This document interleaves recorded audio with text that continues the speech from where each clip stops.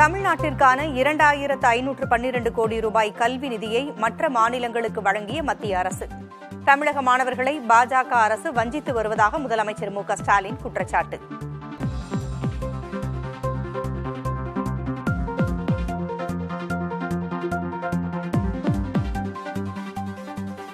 செயல்படுத்தப்படாத ஒரு திட்டத்திற்கு மத்திய அரசு எவ்வாறு நிதி வழங்கும்? முதலமைச்சர் மு க ஸ்டாலினுக்கு தமிழக பாஜக தலைவர் அண்ணாமலை கேள்வி.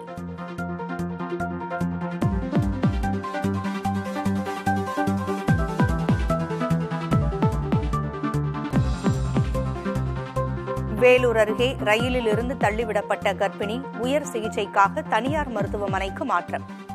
மருத்துவ செலவு முழுவதையும் அரசே ஏற்பதுடன் 3 லட்சம் ரூபாய் நிவாரணம் அளிக்கப்படும் என்றும் முதலமைச்சர் ஸ்டாலின் அறிவிப்பு.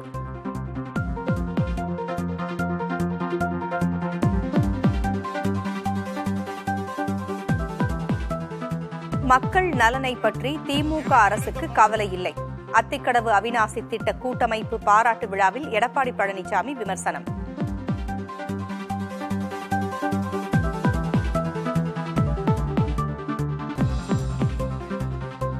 முப்பத்தெட்டு IAS அதிகாரிகளை பணியிட மாற்றம் செய்து தமிழக அரசு உத்தரவு. கோவை ஆட்சியராக பவன்குமாரும் தேனி மாவட்ட ஆட்சியராக ரஞ்சித் சிங்கும் நியமனம்.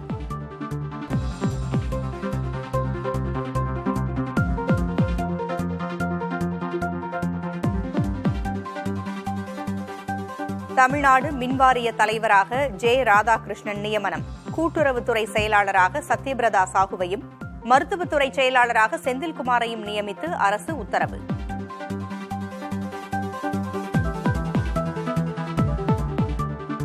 மணிப்பூர் முதலமைச்சர் பதவியிலிருந்து பிரேன் சிங் ராஜினாமா.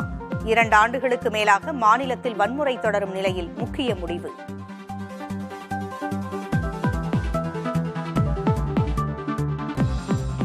டெல்லியின் அடுத்த முதல்வரை தேர்வு செய்வது தொடர்பாக அமித்ஷாவுடன் JP நட்டா ஆலோசனை.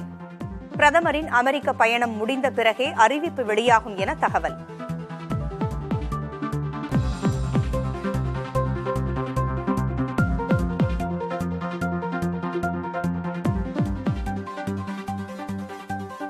பெங்களூரில் நாளை தொடங்கும் ஏரோ இந்தியா விமான கண்காட்சி.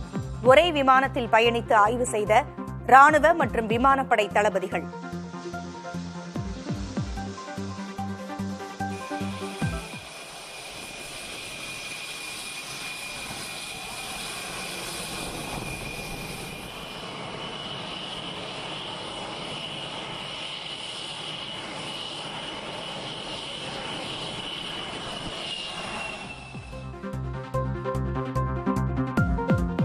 சத்தீஸ்கரில் 31 நக்சலைட்டுகள் சுட்டுக் கொலை.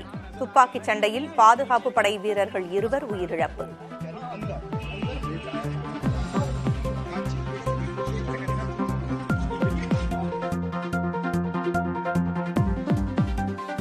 வடகொரியாவில் உற்சாகமாக கொண்டாடப்பட்ட 77வது ஆண்டு ராணுவ தினம்.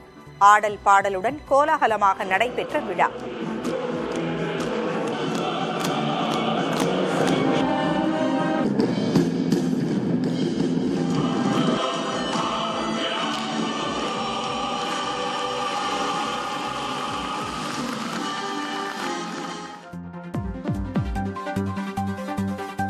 கட்டக்கில் இந்தியாவிற்கு எதிரான 2வது ஒருநாள் போட்டியில் 304 ரன்களை குவித்த இங்கிலாந்து.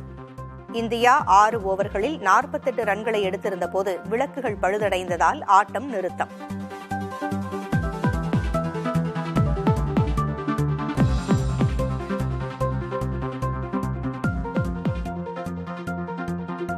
போர்ச்சுகலில் கார் ரேஸ் பயிற்சியின் போது அஜித்குமாருக்கு சிறு விபத்து. பாதிப்பு எதுவும் இல்லை என்றும் மீண்டும் பயிற்சியை தொடர்வதாகவும் ஆங்கில தொலைக்காட்சிக்கு பேட்டி.